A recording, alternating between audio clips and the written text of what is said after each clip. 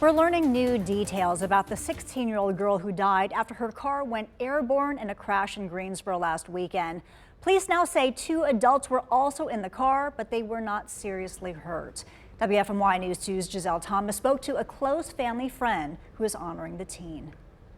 Chloe Nelson-Hoyle is described as a positive young girl aspiring to be a hairstylist. She passed after police say she swerved off of I-73, going airborne and crashing into the median.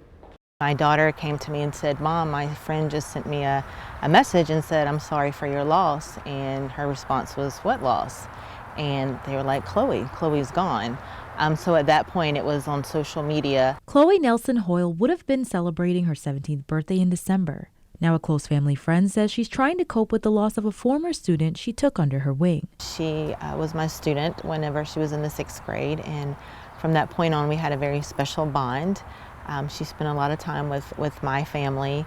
Sally Long says it saddens her to think of who Nelson-Hoyle wanted to grow up to be and losing the opportunity to do it. Chloe aspired to do hair, and that's one thing that she did all the time. She did her own hair.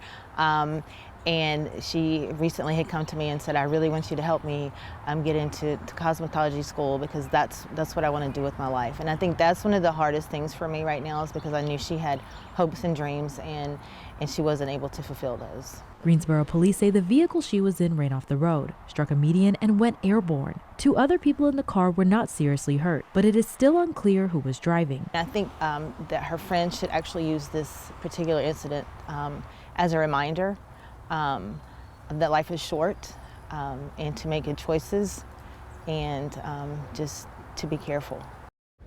Long says she wants to hold a memorial for Nelson-Hoyle's family and friends next week. She's also handling the funeral arrangements.